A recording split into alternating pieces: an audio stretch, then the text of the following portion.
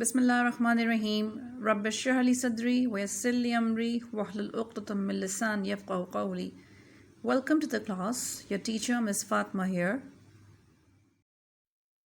Assalamu alaikum students. How are you all? I hope you'll be fine. Today we'll be doing the next part, that's part 3 of the chapter The Toy Box. अच्छा last जो part में था हमने देखा कि the boy set कि मैं अब उस रूम में जाऊंगा एंड बहुत करेज उसने लिया कि नहीं मैं I am not going to scream, not going to shout, और मैं बहुत ब्रेवरी वहाँ पे जाऊंगा और वहाँ जाकर देखूंगा कि व्हाट वाज इट अबाउट कि टॉय बॉक्स से क्यों रोने की और हर तरह से मॉर्निंग की आवाज़ें आती हैं. So let's start third part. So wondering where the draft was coming from. जैसे कि उस रूम में जाकर खड़ा हुआ था तो आपने तो ये सॉ दैट कि उसने वहाँ से वो ड्राफ्ट्स और यानी कि हवा के झोंके वहाँ पे उसको फील हो रहे थे. तो where the draft was coming from, I drew open the curtains. Sunlight flooded into the room but it still felt chilli.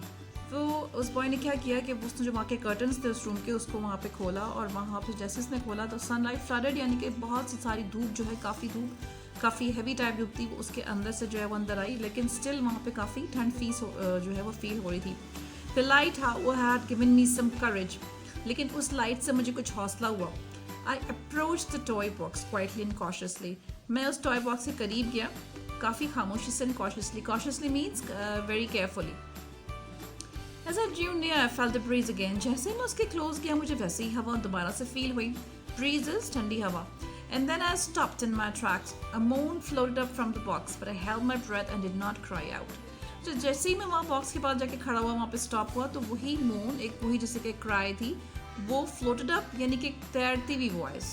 Float कहते हैं तैरने को, लेकिन यहाँ जो है उन्होंने एक एक्सप्रेशनली यूज़ किया इस वर्ड को, जैसे तैरती हुई आवाज़ जो है दोबारा से मुझे वहाँ फील हुई.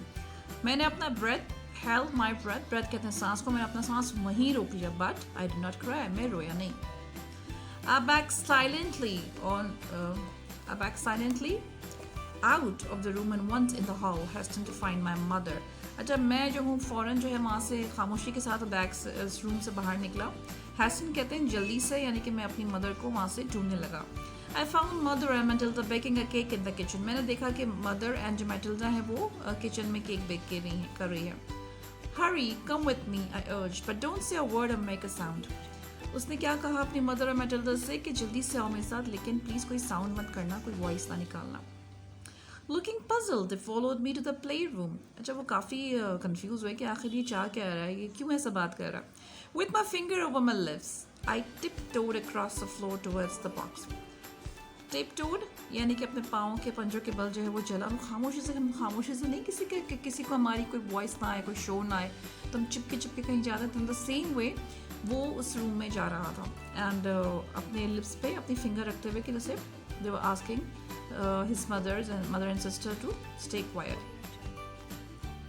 We followed closely and silently. As we approached the box, there was a cry and then some mumbling in adult voice saying something. अच्छा ये जैसे ही बॉक्स से करीब पहुँचे तो उन्होंने एक वही दोबारा क्राई जो है वो सब ने सुनी इस दफ़ा. एंड ममलिंग इज़ कुछ इस तरह की कंफ्यूजिंग या अजीब बड़बड़ाने टाइप वाली वॉइस थी. वो सुनी एक एडल्ट वॉइस थी, बड़े एक बंदे की वॉइस थी जो कुछ कह रहा था. A further cry followed finally by my scream which I had controlled till then but now could hold back no longer. We stood there for a moment breathing softly, listening intently but heard nothing more. अच्छा कुछ देर तो हम लोग वहाँ पे खड़े रहे, लेकिन फिर मैं अपनी स्ट्रीम अपनी चीख को वहाँ नहीं कंट्रोल कर सका और उसके बाद जो है एक और दफ़ा सेइंग समथिंग एक क्राई आया और उसके बाद मेरी चीख आई, जिसके बाद वहाँ पे खड़ा रहना बहुत मुश्किल हो गया और मैं वहाँ पे खड़ा नहीं रह सका. Father entered the room at a gallop. What's going on here? He asked abruptly. What has happened? अच्छा यहाँ पे फादर ने एकदम से he pause in mid flow यानी कि वो बीच में ही रुक गया. नोटिसिंग स्टैंडिंग इन साइलेंस, और उसने सबको यानी कि अपने जो वाइफ को और अपने बच्चों को देख लिया कि ज़रूर यहाँ कुछ गड़बड़ है, जो लोग सब साइलेंट खामोशी से खड़े. सो फादर एंटर्ड यानी कि रूम में वो अचानक से वहाँ पे जल्दी से वहाँ पे वो भी आ गए थे. एब्रप्टली कहते हैं कि अचानक, suddenly. He pause in mid flow noticing stand in silence. Mother indicating with one finger to her lips for him to be quiet. Mother ने जो है वो इंडिकेट की अपनी फिंगर, यानी कि उसने भी यही किया कि उसने कहा कि अपने हस्बैंड से कहा कि you should stay quiet by keeping a finger on her lips. We left the room and proceeded in orderly fashion to the living room where mother explained what had happened. अच्छा, वो लोग उस toy जो play room था उससे निकल के वो लोग जो है दूसरे रूम में आए और बहुत ही प्रॉपर वे, मतलब एक बहुत ही प्रॉपर तरीके से, वेल ऑर्गेनाइज तरीके से उस लिविंग रूम में एंटर हो गया, जहाँ पे मदर ने एक्सप्लेन किया कि what exactly had happened there. Well, you wait here, said father. What he had heard the story, I'll investigate. When he had heard the story. अच्छा, फादर ने कहा कि तुम लोग सब यहीं रुको, जब उसने सारी कहानी सुन ली इसका मैं इन्वेस्टिगेट करूँगा, मैं देखूँगा, मैं फाइंड आउट करूँगा कि आखिर मसला क्या है. Father marched out of the room purposefully. After a moment we heard the box being tracked over the wooden flat floorboards in the playroom. After a while father joined us again.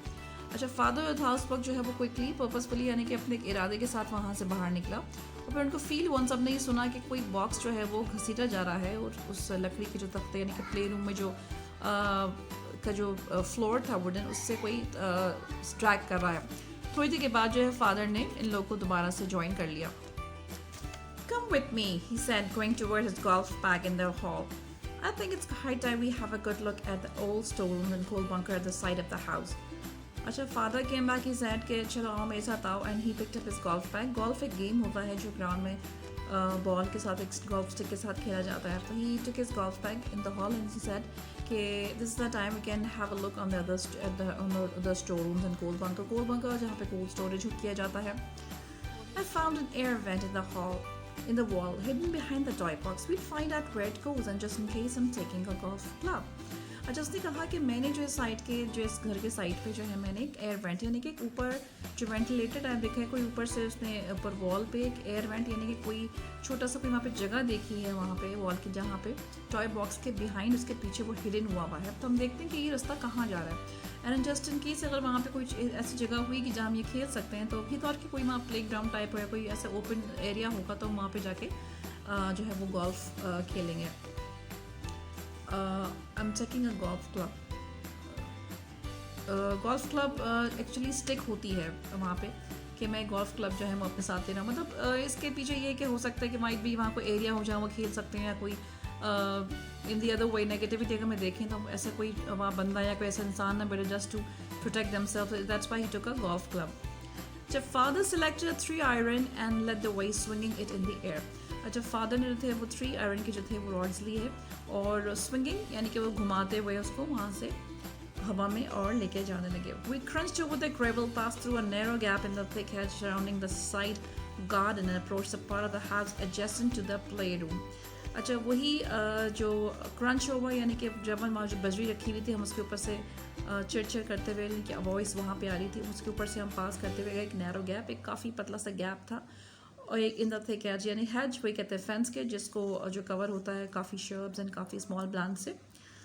और वहाँ पे house के adjacent कहते हैं बिल्कुल बराबर में, बिल्कुल बराबर.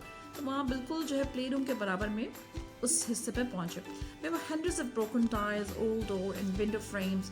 अच्छा, वहाँ पे क्या था, काफ़ी हंड्रेड्स ऑफ ब्रोकन टाइल यानी काफ़ी टूटे फूटे, यानी कि घर का एक स्टोर रूम था जहाँ पे काफ़ी हम अपना फालतू सामान भी रखते हैं. ब्रोकन टाइल्स थे, काफ़ी पुराना दरवाज़ा एक वहाँ रखा हुआ था, विंडो के वहाँ पे फ्रेम्स थे, अ रस्टिंग बाइसिकल यानी कि जंग लगी बाइसिकल भी थी, and other unwanted and broken pieces of furniture piled against the wall and scattered over that part of the garden.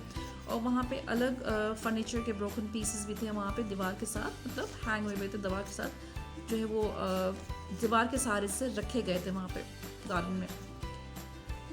So this was the part 3 of the chapter. I'm ending up here. Inshallah next video पे we'll do the final part, and inshallah next video पे जो इस chapter का secret है, जिसका जो suspense है कि voices सारी कहाँ से आ रही थी, तो where we're going to end up. So inshallah फिर मिलते हैं next part में. Take care. Allah Hafiz. See ya.